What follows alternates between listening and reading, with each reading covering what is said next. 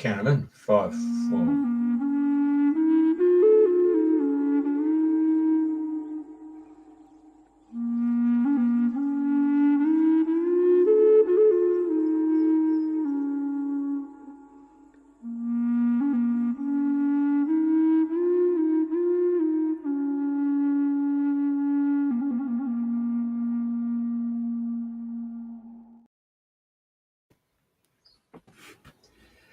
Well, it's my privilege today to send you across to Andrena up in the UK. Our guest today is also from the UK. And she's come all the way from Ireland too. So she's wearing a bit of a green there for St. Patrick's Day. Okay, it's good morning to you in the UK. It's a good evening here from Australia. Morning, Jeffrey, and good morning, Tor, and good morning, everybody who's tuned in to Dream in the New Dream, or if you're listening to the replay today. So it's happy spring equinox from here, and we're about to move into some summer sunshine. And so first of all, I want to welcome you, Tor, and I want to acknowledge that you've come on at such short notice, so I really appreciate that. So welcome. Thank you. So it's so apt because I've just come back from Dublin and I've been doing sacred sites. I've been to Christchurch Abbey, I've been to Newgrange, Hill of Tara, Mellifont Abbey, and a couple of other places, doing your stuff. Lovely. Yeah, and it was amazing. And I did it with a friend, C. Lotus, we're part of walking in the footsteps of the ancestors. So that was really fitting. And then I thought, when I was at short notice, I was thinking, equinox, I need somebody who knows about equinox sacred sites. So here we are. And I acknowledge that you've been up the Tor this morning, and Jeff's going to share some pictures. So I know you're like a walking icon in Glastonbury. Oh, God. Oh, dear. In the nicest possible way. I know you came there in 2001, and I came in 2007. And so I've known of you up and down the high street and what have you, and bumped into sacred sites. And it's no coincidence that your birth name is Tor, and you're doing tours of the Tor. Yeah. So apt. So without further ado, would you like to start at the beginning, where it all started, how you started? Okay. Yeah. The highs and lows. So off you go. Well, yeah. I've actually lived pretty much in Glastonbury since '98 because my family moved into Glastonbury and set up a retreat centre called the Arimathea Retreat Centre. And I kind of lived on and off with them whilst I was still at college. And by 2001, I bought myself a place and started living here myself. And realized that whilst I was working as a video editor originally, and I didn't really want to, spend my life in a dark room. So I went off traveling, and I made a project called the Rainbow Serpent Project, which is very much connected to Australia, including Uluru, which is the solar plexus chakra of the planet, and Glastonbury is the heart chakra of the planet. So I first went out there and I made a short film called the Uluru Glastonbury Crystal Bridge, where I was bringing a crystal that was given to me from 300 crystals that were blessed by an Aboriginal elder and a Native American elder that were planted. Crystals, thousands of these crystals were sent all over the world to create a grid to be buried in sites. And a friend of mine was entrusted the 300 crystals to bury all across Europe. David Hatfield, you probably know him. I would call him an icon of Glastonbury, not myself, but And they gave me what they said was the last crystal, but other crystals have turned up, kind of, and to bring it back to Uluru to say that we've done our mission, and to throw it in the birthing pool. And as I was traveling, I was researching the Earth chakra system, and when I threw that crystal in the pool of Uluru, I saw this spark of rainbow light coming out of it, and I got this download that I should go to all the Earth chakra system, from the root to the crown, visiting sites, talking to traditional people, finding out what was going on at this time, the kind of, and I made a film about it called the Rainbow Serpent Project, available free on YouTube. So if you fancy having a look, please do. So I came back after that, and like I said, I didn't want to be a video editor anymore. So I did a few jobs, and then I realized that after the amount of research that I had gathered on this project of the myths and legends of Glastonbury especially, I was very well equipped to doing tours. And I'd already been showing people around whilst I was working in different jobs in Glastonbury before, doing shops and things like that. So it was pretty just natural to start doing tours. And that was 13 years ago that I basically created the company Tours Tour of the Tor. And it's just taken off every year. We've just got bigger and bigger and bigger, and it's just amazing to meet so many people from all over the world, mostly Americans, but many people from Australia, and most of the English speaking countries around the world. I do get a lot of people from others, but it's kind of, sometimes the language is a bit of a barrier. But yeah, so that's kind of how it all began. Sorry, it's a bit of a long answer, but no. Yeah. Yeah, because I know you said you started in 2011, and I know you've gone from strength to strength, which is incredible. I mean, you're doing a fantastic job. I remember watching the Rainbow Serpent Project, because I think Vicky's on there, if I recall right. Yeah. So, but yeah, I watched that a long time ago when it came out. So, yeah, so because I know, like, I've met you down in St. Nectan's Glen or King Arthur country and different places.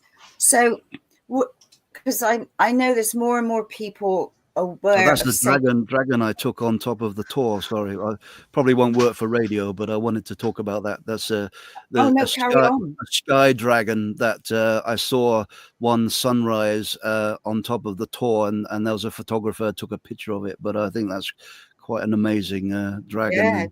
Yeah, I meditated on it afterwards and communicated with his dragon, and he told me that he was my dragon protector, and his name was Balthazar. Oh, there you go. Okay. And we've all got dragon protectors, the same way that we all have archangels and fae and many unseen beings helping us. Totally. All shapes and sizes. Got excited to see my dragon there. No, that was lovely. No, I saw it this afternoon. I thought, put that one in there. Yeah. Yeah. So, out of all the different sites you've been, is there anything that is more special to you than anywhere else? Or, I mean, you mean on my tours, or I've been in my life? Well, it's both. So, yeah, I mean, I feel very much connected to Glastonbury Tor. Probably because my name is Tor. Many people, as you do, thought that that it wasn't my real name, but actually it is my name from birth. My mother's Danish, and she named me after Tor, it's the same god of thunder, and the hill is actually dedicated to the same Nordic god, the Thor, by the Anglo-Saxons. So they came to these hills and worshipped their gods on top of it, and then dedicated it to their kind of one of their main gods, who's like and Tor's not really in ancient Nordic traditions. He's more of an archetype, as as gods really are, which is symbolizing the kind of the hero's quest. So he was a very kind of earthly kind of god, or good, yeah. Good So God. but yeah, the Tor is definitely, I mean, I'm up there, at least once a week, and I do ceremonies throughout the Celtic wheel of the year, and I've been doing that since 2020, holding ceremonies up there, and they're just getting bigger and bigger. I did one this morning for 6:30 a.m. sunrise, and we had nearly 200 people up there. It was great, amazing. Fantastic. And I know Chris. Sorry, I know Chris Hemsworth, who plays the role of Thor in the movies.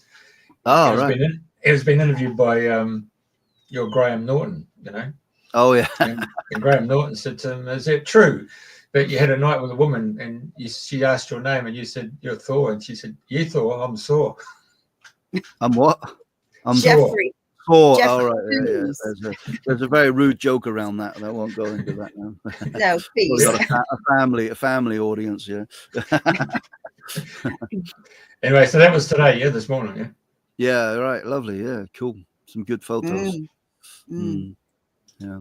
Oh, and globally, actually, and I'm not just saying this because of the audience, but I would say that Uluru is one of my favorite sites in the world. I find Uluru so majestic and very similar to Glastonbury Tor, I would say. Apart from being up on top of the Tor is part of the ceremony, whereas Uluru, it's not it's forbidden to go up on top of the Tor for the the traditional keepers of it. And I've been to Uluru probably more time than 90% of Australians. I've been there 4 times, and I've met a lot of the Aborigine, First Nation people, and especially Bob Randall, who was an amazing teacher. He's in the Rainbow Serpent film, and literally every time I've been there, it has rained, which is really unusual, because at first, coming from England where it rains all the time, I was like, oh God, I come all the way to Uluru from bloody England and it's raining. What a joke. And then I realized that only about 1% of tourists visiting Uluru get to see it in the rain. And also afterwards, all of the flowers come out of the sand, and also during the rain you've got all the bowls coming alive, coming like the cascades off the rock. And then afterwards, you get a beautiful rainbow, of course, as well, which is part of as Bob Randall told me, he said the Rainbow Serpent is the water. And as he said that, actually on the film, we heard a clap of thunder. And he said, "Oh, sounds like rain," and then rain came. Oh yeah. So yeah, I love the magic at Uluru is just outstanding. That is the Mutadula Spring, which is actually said to be the birthing pool of the Rainbow Serpent. But there's actually further down the right of there's another pool, which I personally feel is the real birthing pool of the Rainbow Serpent. So this is kind of her tourist version of the hidden one, But I was stunning place. privileged to go to Uluru when I moved to Australia in 2009. And my birthday is 11/11, so I went with a friend to do ceremony on the 11th of the 11th, 2011, which was really powerful. And then I've been 3 times, and then I was blessed to be invited by the ancestors to the closing of the rock ceremony in October 2019, just before I came back to the UK. So so I know what you're saying about Uluru. It's a very magical place. Anyway, it certainly is. So that's one of my favorite places, definitely. And I love Australia. I've spent a lot of time in Australia, and I miss it a lot, and me ditto. Go back. Especially the sunshine, but there you go. Well, it's a beautiful day here in Glastonbury. Well, it's here in Dorset, so Dorset. Cool. So carry on. Where else would you like to share anything about on your travels? Well, where else? I'm actually, over the years, I'm in the middle of making the second film after the Rainbow Serpent Project. There was always a vision to make 3 films, and the second film is about the alchemical sites. So the first film about the Earth chakra points, and then the next film is about the alchemical sites, which is my favorite place that I visited actually was in New Zealand. It was near Rotorua, which it was called Rotopunamo, which means the Lake of the Greenstone. And this is actually a World Heritage Site. And I kid you not, there was only space for 3 parking spaces, like on a kind of roadside, Yeah. you know, so hardly anybody goes there. But it's very, very sacred. And I turned up there before the sunrise, and as I normally do, I get stark bollock naked and went in for a swim. And as I was walking into the water, I felt these 2 water dragons, like, you know, kind of in spirit, you know, form, like come round, like protecting the water. I've only sensed that before in the cenotes in Mexico, which are also very, very sacred. The kind of the lakes in the caves underground have a very strong presence of the water dragons. But this lake, I went, I started walking in, and these 2 water dragons kind of came up to me and checked me out, and so I just beamed them love and peace and light, and they said, "Okay, yeah, we see you, you know, you're all right." And I could kind of continue walking in. I felt really welcomed and part of the energy of the site. It was very, very powerful. Yeah, I've had a lot of experiences, you know, like that with you know, the elementals and the dragons and the, you know, the earth energies and ley lines and things like that. I kind of work a lot with that. Yeah. But that was that was an experience that just came to my mind. Yeah. Oh no, I bet you've got many to share. Is what you're recalling in this moment, eh? Yeah.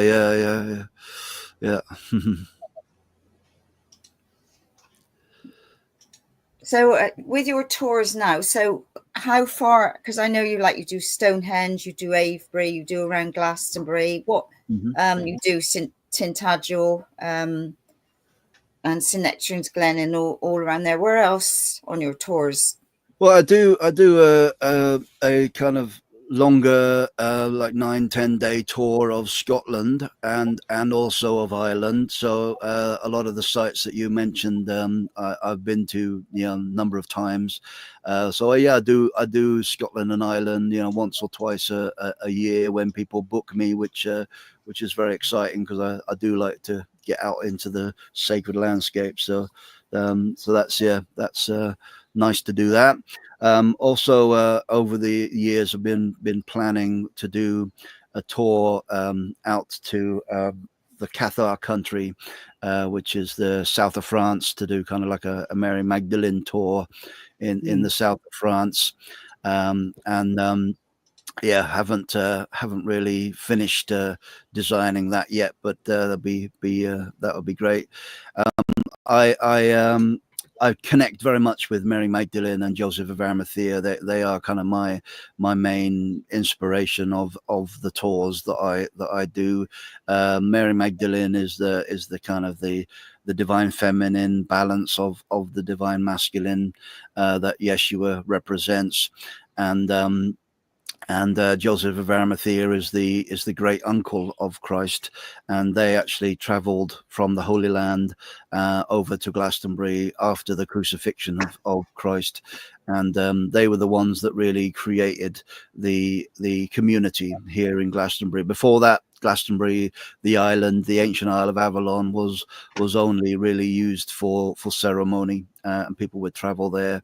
And practically, it was a place where drovers would bring their cattle in the summer months. That's why it's called Somerset, because you're set for summer, basically, on the islands, because they came off the mainland with their animals, and they would let them graze there basically through the summer, and then when the winter came, they would take them back to the mainland and stay away from the little islands, because the storm, when you can imagine the storms and the horrible weather during the winter is not very nice in that time. Yeah, and I mean, not long ago, I mean, all the water on the land, my gosh, I've never seen it like that before in my life, but who knows? So yeah, every year it becomes more and more surrounded by water. The last couple of years I've actually stood on top of the Tor and I've looked around, and literally the ancient isle is surrounded by water again. It's quite impressive. So that's probably to do with the pole shifts and things like that, which are definitely a reality. Now, I saw this photo on your site, so I've grabbed it, put it in the site, because this was the old story of Joseph of Arimathea, where he had his hawthorn tree, wasn't it? A hawthorn. Yep, the holy thorn. Yeah, holy thorn, and he planted it in the ground, and it sprang out, became a tree. Right. And then some maverick, 8 years ago, chopped it down or something like that. Yeah. So I see you've gone and replaced it, yeah. Not me personally. Some locals, renegade locals, have planted a new tree in 2024 on Joseph of Arimathea feast day, 31st of August, day before my birthday. So another connection. So of course, there's a hawthorn tree inside the abbey, isn't it? They're all over Glastonbury, really. Okay.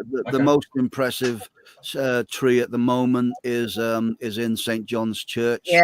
And they only live about 150 years, so they've been replanted many times. It's not the only time that tree on top of Wiriel Hill has been ripped down. The Puritans in the 1600s did it also. So but it's great that it's now back up and running. So it's doing very well. It's given us blossom every winter since last couple of winters. So the tree, it has scientifically been proven to have come from Jerusalem. And it's very symbolic because not only does it flower in the normal springtime and Easter time, but also in the winter solstice. So it kind of represents the birth of Christ and the death of Christ as well. So it's very symbolic and beautiful, and it's a nice story. But probably, the family of Christ, when they traveled over from France, they brought a lot of trees and plants and animals because they were starting a community from nothing, pretty much. So they wanted elements that they knew how to operate and to cultivate, so they would have brought things with them. It's also believed that actually Joseph of Arimathea brought over the apple tree to Britain. And there are varieties of apples dedicated to Joseph of Arimathea, and also Avalon means land of the apples, Erbleland. It was the Anglo-Saxons that named it because they got here and they found a huge amount of apple orchards all over the island, and they called it Avalon, Erbleland. And it's and now we have wonderful cider in Somerset, best cider in the world, some say. I know. I was with Carol. I can't remember who else was with. And we were in the Abbey one day, and like all the apples were on the ground, and there was a few left on the tree. So we picked up a couple of apples, and the head gardener come chasing us. You're not to touch the apples, and we got told sacred apples. Yeah, I said we're only having a couple. He said, "Well, it's all going to." Anyway, they make their own apple juice and cider and stuff from there. Yeah. So we got a right telling off, I can tell. And I said, "Well, there's no sign anywhere saying please do not touch the apples." Was that a lady gardener? No, it was a gentleman. Oh, okay. Anyway, we'll say no more on that. Yeah. Nice. Yeah. All these different rules and regulations. And I thought, gosh. Whatever. Yeah, apparently, in London, that every black cabbie has to have a bale of hay in the back of his cab. It's an ancient law that goes back to when there were horse and carts. Really? Yeah, I haven't heard that one. And a policeman has to offer his hat if someone needs the toilet and they can't find a place to pee, as well. Ancient laws. Oh God. So what's the most questions that people ask you about these sacred sites? Because I know everybody thinks, well, there's all sorts happening beneath the Tor. So what are your thoughts on the underground movement in the Tor? Oh, I like the underground movement of the Tor. Yeah. That's there are definitely tunnels that have been created naturally with the movement of the water in the Tor, and there are 7 sacred springs that come out of the Tor, and so there's a bit of a kind of an inner labyrinth of the Tor. But there's a lot of calcite in the Tor, so there are stories of monks and other people, druids, going into the tunnels under the Tor and not coming out the other side because they're very, very dangerous and very treacherous. It's because if you put your foot wrong in a tunnel, you could literally smash through layers and caverns created by the calcite. So there's lots of stories, and they're the story of the creation of the archdruid of Glastonbury, where they go in the Tor one side, and there is a kind of known access into the Tor at the White Spring, and if they come out the other side, they're considered to be archdruids, and if they didn't, they're dead, basically. So but there's lots of stories of burial chambers and King Arthur's Holy Grail buried there, and the Excalibur buried there, the crystal that Joseph of Arimathea manifested from Atlantis is down in there, but I think he probably sent it back to Atlantis before he died. That's kind of how I see it. So but and actually on top of the Tor, the tower, the remains of a church that are up there, if you look in the floor of the tower, there are 2 slabs of stone right in the middle, which look suspiciously like the entrance to a kind of probably excavation shaft where they were going into the Tor and having a look and see if they could find anything in there. There you go, as you can see it in the doorway there, the two. You're very good at finding these images. You've obviously had a lot of practice. Huh? Oh, he has. Yeah, and I don't know if anybody saw, there's a great Disney film that was a couple of years ago, I think it was called The Boy That Could Be King or something like that, about King Arthur, a young boy that basically was the reincarnation of King Arthur. And they filmed a lot in Glastonbury, they filmed a lot in Tintagel and Stonehenge and other places. And in part of the film, they opened up, with three with computer animation, they opened up these 2 slabs of stone, and they went into the underworld in there. Wow. And Hela was in the underworld, and it was basically they had to fight Hela, and all that. So very interesting kind of, amazing. You go and show people the egg stone by any chance? I was going to say about the egg stone. Yeah. I got up there on stinging nettles and mud and things like that. But if the conditions are good, then I will take people there. I took people there last week. It's nice time of the year. Yeah, I did that one. When I moved into Glastonbury, I was taken up to the egg stone, and then I used to say to people, "Oh, I've been up to the egg stone." And they go, "The what?" And I said, "Well, the egg stone." And local people in Glastonbury had never been there, but now I can't get up. I need a bit more support getting up and down these hills. Anyway, I've been there, done that one. So, but they say it's the dragon egg of the Tor, and possibly it is, but I think it was actually one of 6 or 7 egg stones that were placed on the terraces of the Tor, which forms a labyrinth pathway.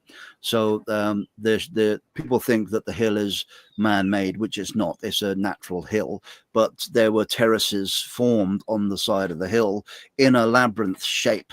So the Druids walked. You can see there that the terraces create this labyrinth shape, and the Druids would walk around the labyrinth to come into ceremony and out of ceremony, back out of ceremony. So the labyrinth represents the sevenfold path of going inward into your heart. So it represents the Grail quest, the inner Grail quest, and you have the two lines, the vertical and the horizontal line, which is the masculine and the feminine, and they form, which is also the in the kind of Native American, the medicine wheel style, but in the Nordic people, that was the solar cross as well, and that formed one pathway. So the two separate masculine and feminine formed the one pathway of the labyrinth.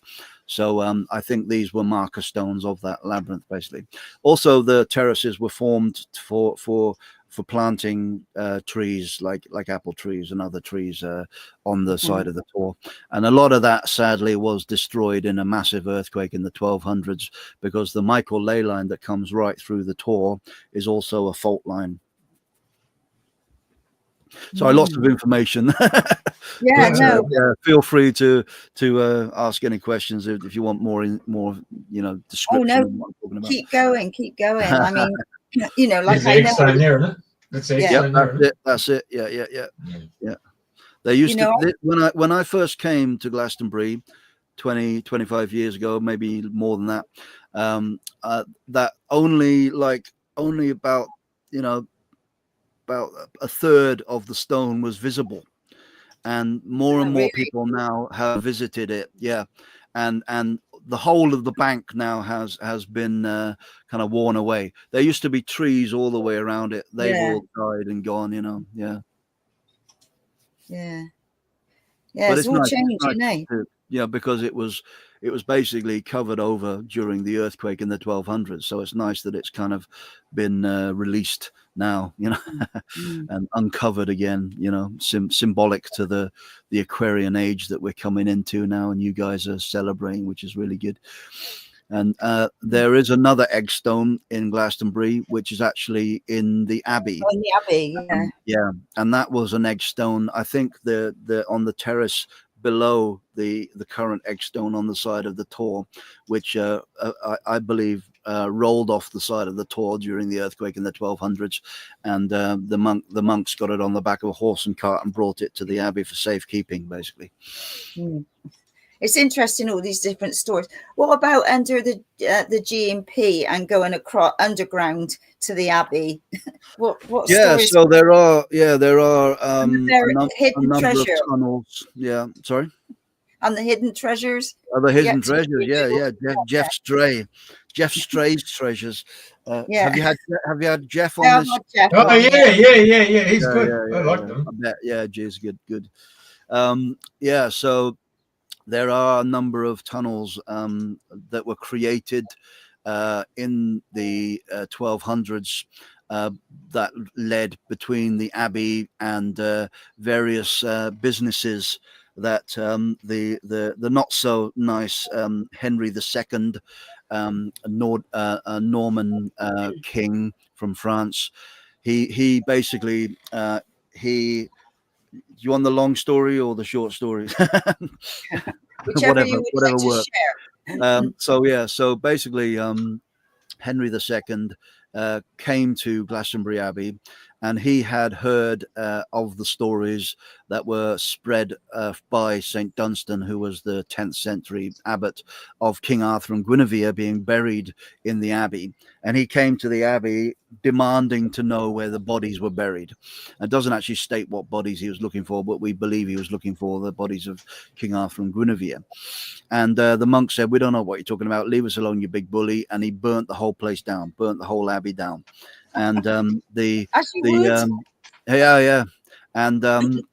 the Pope was not very happy with him, so he demanded that he rebuilt the Abbey. And being the kind of man that he was, he didn't just rebuild the abbey. He flattened a mound that was where the high street now is, and he buried the Wattle Church and the Norman Church underground for a number of reasons. One, the main reason was to create. Well, actually, probably the main reason was to hide the Wattle Church and the Norman Church underground. The second main reason was to create a foundation to build the much bigger, grander abbey on top of the Norman walls that had no foundation, and they're about 8 foot thick. And the third reason was to create a number of tunnels that traveled underneath the new wall that he built around the abbey, separating the abbey and the town. So he monopolized on the town, becoming a separate entity where people visited. Many hundreds, thousands of pilgrims would visit Glastonbury, and so he wanted to make the most out of the money, and separating and controlling the entrance into the abbey. So there were tunnels leading from the abbey into the church, of course, and into the tribunal, which is where the taxes were paid, where the courthouse was, where the prison was, into the pub, the Georgian Pilgrim pub that you mentioned, the inn. And if you get into ask the Georgian Pilgrim pub if you can go down into their cellar, because it's you can see that it is a vaulted tunnel-like room that is obviously a tunnel, and also on the left is the bottom part of a spiral staircase that used to lead up to the kind of main room where all the monks and probably more likely the abbot would have had secret rendezvous and things like that. We won't go there. And then at the bottom of town, where the old marketplace was and still is in many ways, was the brothel. Yeah, so those tunnels were more practical because the Henry II wanted the monks to work for him for free, basically, and they could easily move between the abbey and these properties to keep them running, basically. But beneath that, as you mentioned, and we're talking about Jeff Stray, are an older network of tunnels that led up to the Tor, and led right across Somerset, went for a very long time. These were mostly kind of escape routes if the Vikings ever invaded Glastonbury, and interestingly they never did, probably because they respected Glastonbury and what it was. Maybe it wasn't so easy to get to on a ship as well, but yeah, they never invaded Glastonbury Abbey. Well, I mean, we're invading them now. I'm half Danish, so many Old Norse now in Glastonbury, but you can't keep us away. Yeah, so there are tunnels known of underground, and also a secret vault of our treasury, basically, which has never been unearthed yet. That is believed to be filled with Templar treasures, because Glastonbury Abbey was a very celebrated site by the Knights Templars, because their patron saint is Mary Magdalene, and of course Mary Magdalene was alongside her father, who was Joseph of Arimathea, and other members of the family of Christ, 12 in total, came and built the Wattle Church and settlement on the site of the abbey, and the abbey has built up from that. So this is why many of the Templars and people have come there to celebrate, and it was very protected site as well. So it was good for Templar treasures. So maybe sorry. So maybe the Ark of the Covenant is in there, and the menorah from the Solomon's Temple is in there. Who knows? Who knows what's in there? But also when the Pope realized the importance of the real importance of Glastonbury in the 1200s. Sorry, not the 1200s. The 1400s, they basically came in and rebuilt the abbey because their vision was to create it as a second Vatican, and they actually redesigned the abbey as in the same dimensions as King Solomon's temple in Jerusalem, 550 feet long, 220 feet tall. So the Glastonbury is known as New Jerusalem, which has been made very very popular by Blake, who wrote the poem New Jerusalem, which has now become the kind of non-official national anthem of Britain, and is sang in many events, especially in Glastonbury. I went on a ramble again. No. You know, radio ramble. Did you ever watch a TV show called Stargate? Yeah, they did an episode apparently in Glastonbury, didn't they? I'm not sure I saw it. Season 10, I think it was. Yeah, I'll have to dig it up. Tried to dig it up before, but I haven't seen it. Yeah, I'll check it out now. It goes for 2 episodes. I think it's the first and the second episode. So they cool. They got their spaceship above England there, and they come down and they try and do a seismic X-ray on it, and it says, it's got an energy field around it, so they've had to go and find their way in. So yeah, sure, that's the first of the clues to go and find Merlin's spaceship. Yeah. Well, SG1 had their own technology by then. Yeah, moving along. So they did use the Tor, and they used the 2 springs. Yeah, they really did a good job on it. I'll check that out. Yeah. Carry on. Okay. Stonehenge is actually people say it's like a Stargate, which I can believe. I mean, I'm not big into spaceships and aliens and things like that.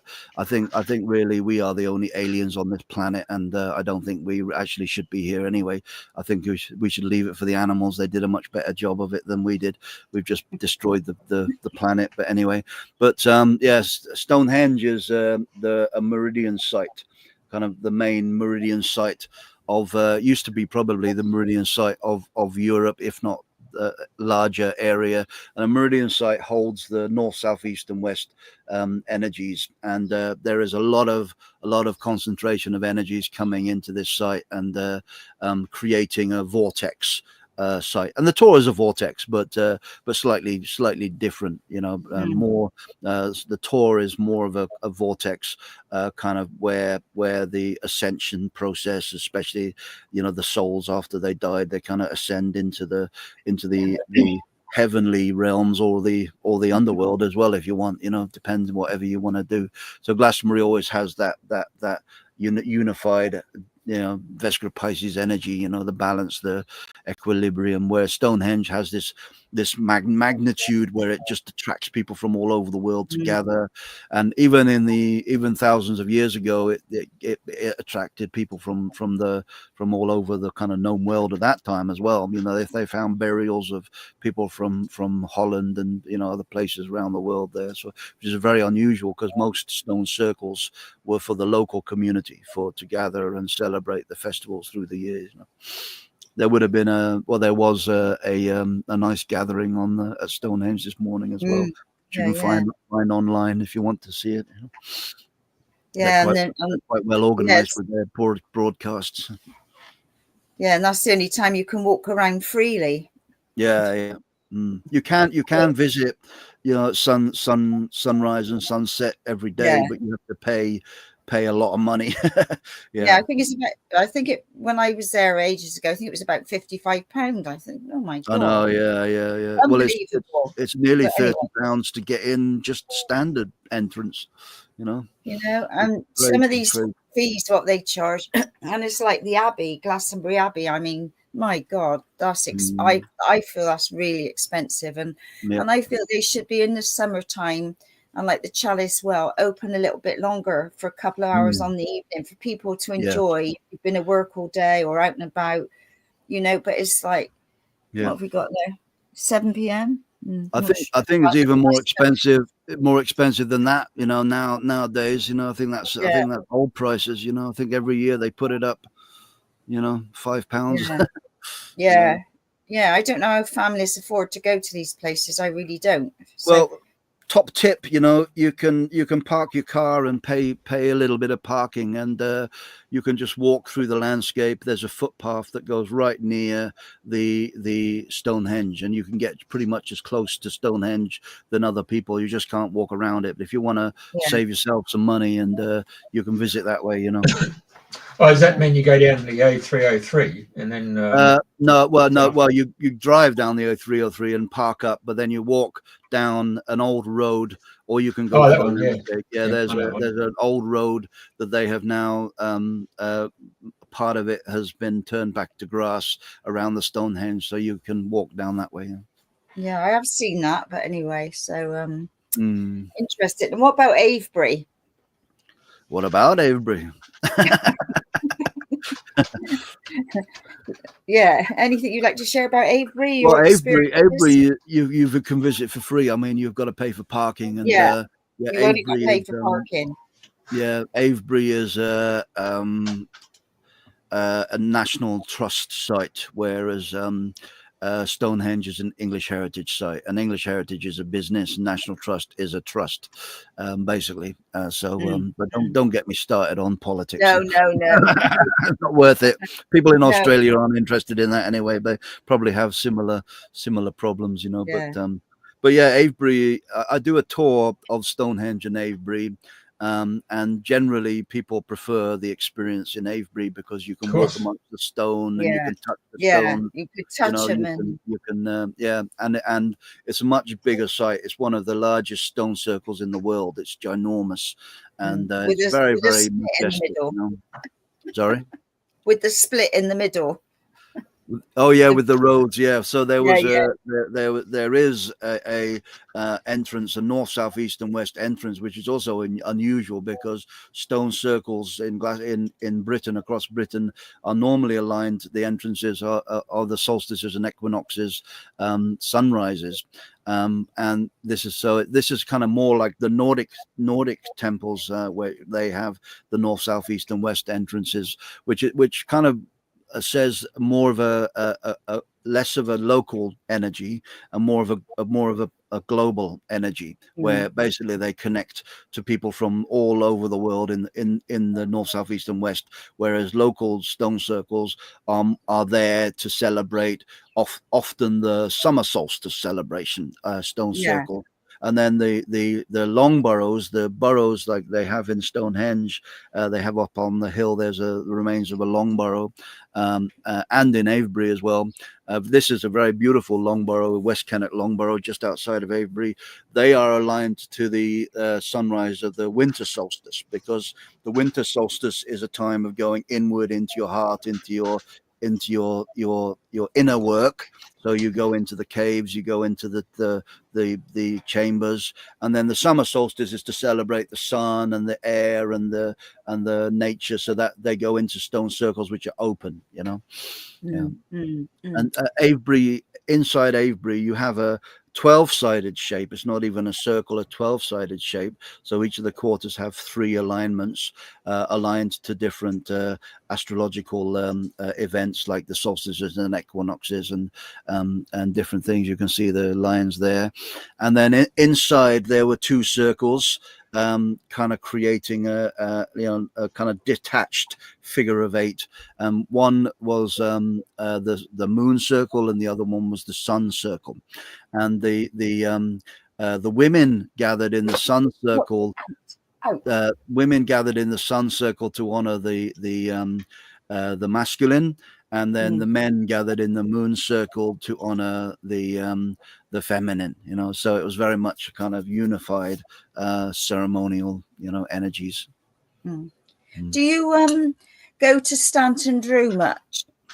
I'm not a massive fan of Stanton Drew. Maybe the energies have changed a bit, but yeah, I found there was a lot of kind of disharmony and disrespect over the years there.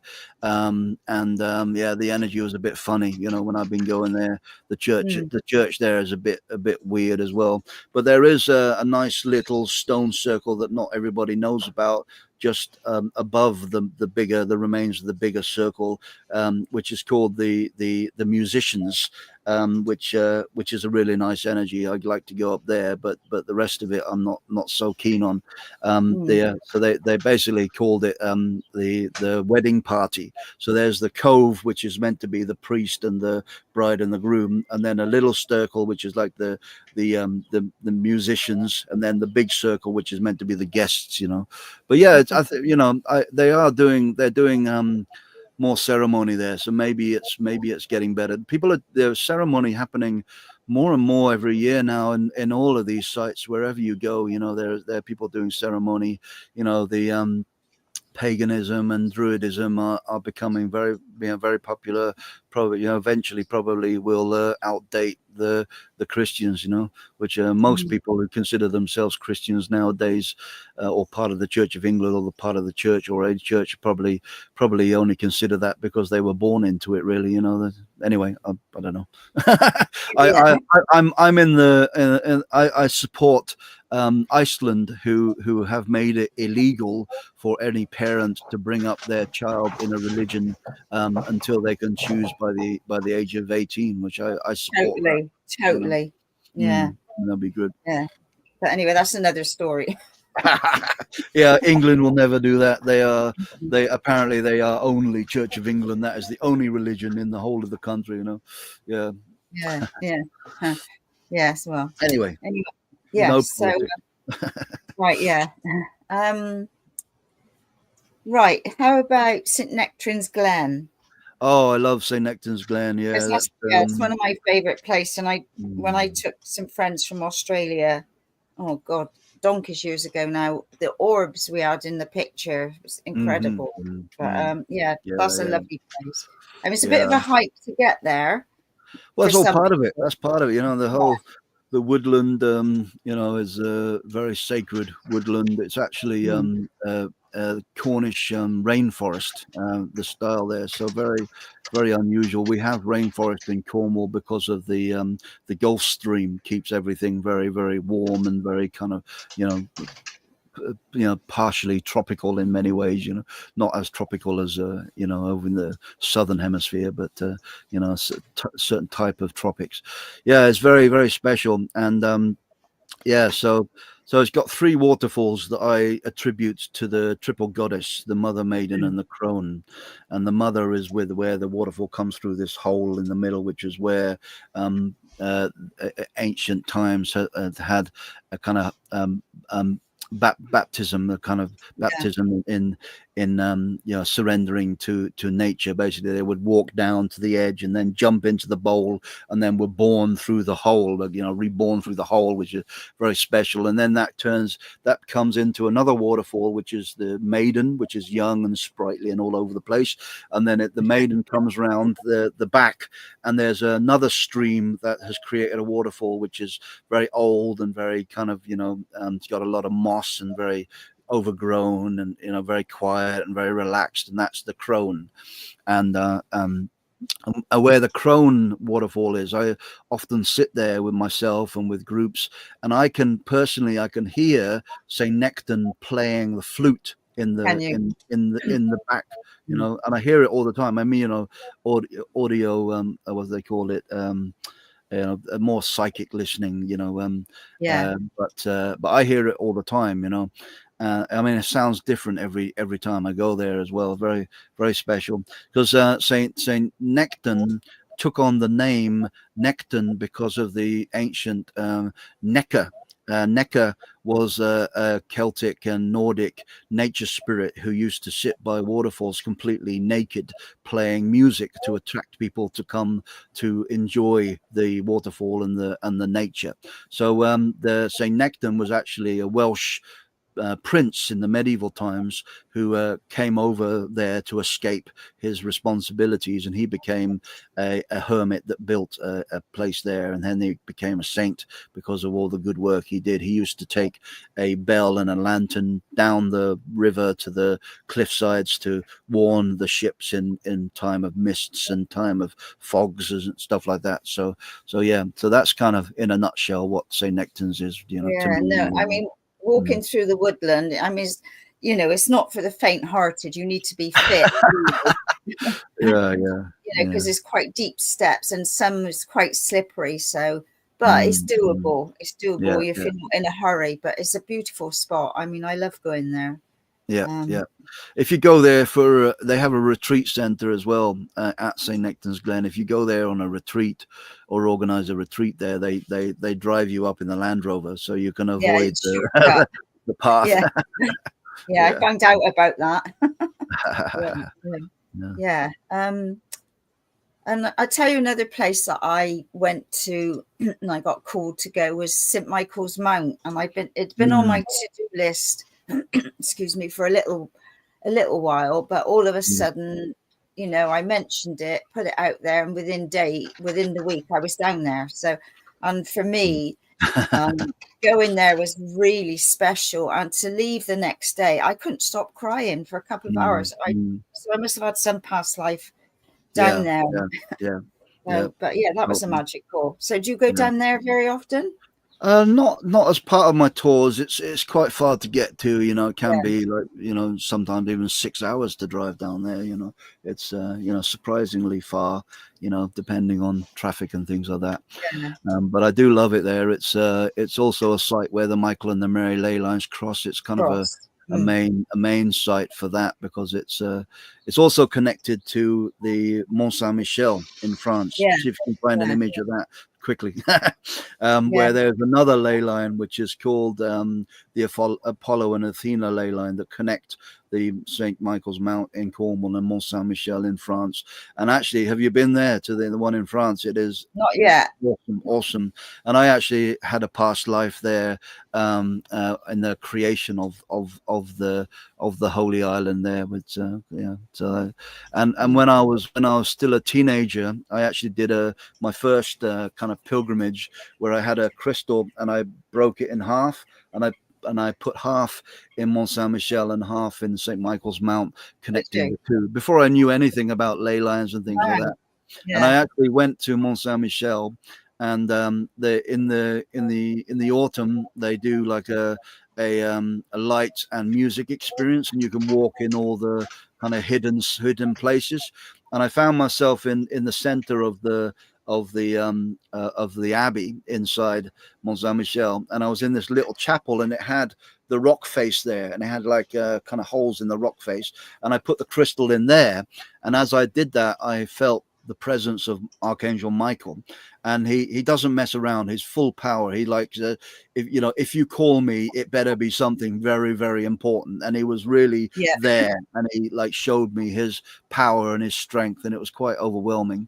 And then when I left, I bought a kind of a book about Mont Saint-Michel in English, and I read it on the ferry home, and I found out that little chapel was believed to be the original cave that the knight came to the cave, and he heard sounds coming from this cave on the island, and he was scared, and he got his bow and arrow, and he put an arrow into the cave, because to warn whatever was in there that he was not messing around, and the arrow flew straight back out at him apparently.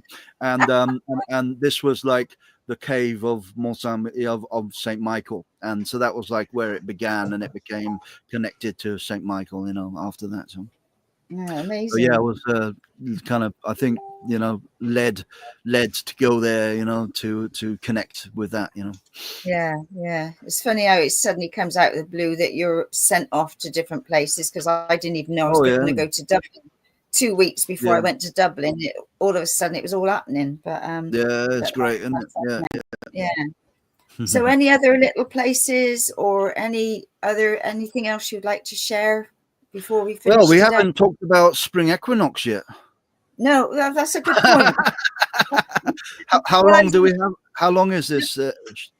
You can go on. It's fine. Is it normally an hour or? No, Don't worry about it. it's hour But plus. normally is an hour plus. Okay, yeah. So so I was up on top of the Tor this morning doing the spring equinox ceremony. Like I said, we had a couple of hundred people up there. It was very special, very nice.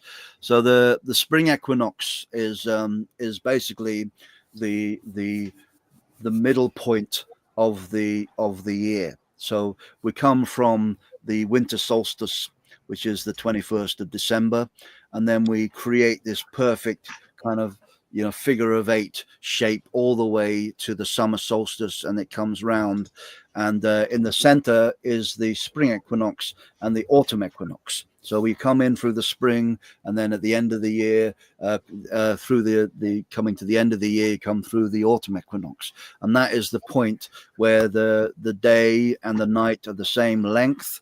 And also you have in the spring equinox, you have the rising of the sun and the setting of the moon happening at the same time. And in the autumn equinox, you have the setting of the sun and this rising of the sun and the setting of the moon for the spring, and the setting of the sun and the rising of the moon for the autumn. So you can see it in the sky, the balance of everything is in perfect balance and equilibrium. So that's what we were doing up on top of the Tor this morning. I did a meditation, a visualization, and a ceremony. I haven't yet posted it on my Facebook group, but I'll be posting it on my Facebook group, which is called Mystic of Glastonbury. I'll be posting an audio recording and some of the images that you've seen already today of that ceremony. So if you want to go and connect to it, then please find me on Facebook and become a friend on there. So yeah. Wow. Anything else that you? Well, I'm kind of quite keen to eat my breakfast now, but no, I'm aware of you. I was going to say, I'm aware you've been up from early hours this morning. 5:30 this morning. Yeah. So, once again, I'd like to say thank you so much for coming on at such short notice. Pleasure. It's been great. To talk about sacred sites. Well, we've been meaning to do this for a while, haven't we? It just hasn't worked out. I've been a bit aloof. So yeah. No worries. It's all in divine order. Oh, so totally. Thank you so much. Yeah. And if you're around Glastonbury tonight, there's a community spring equinox celebration in St. Benedict's Church, and also on Saturday there's a spring equinox celebration in the assembly rooms. I'll be doing ceremony at both of these places as well. So there you go. Yeah, I should be back up within the week. There's my lovely dog Nectan. Yeah, I mean, how old is your dog now? Because your She's dog's 8. getting on. Yeah, she's 8. I thought she was older than that. Well, I had another dog, Sage, who was the same soul as Nettle. So Sage has lived on in Nettle. So some people think that Nettle is Sage, and she died when she was 16. About 9 years ago. That's the one I'm thinking about, the old one. Yeah. She lived on. They're eternal. Yeah. Now I have 2 dogs. I'm crazy. I was adopted by a crazy crazy Irish dog last year, and she was a stray, and she said she was going to come home with me, and she did. So yeah. Oh, lovely. All right. Well, thank you so much once again, and look forward to speaking with you another time. Yeah, lovely. Thanks. And well, I'd love anytime you would like me on. I'm happy to come on. Right. And I work better with short notice. All right. Okay.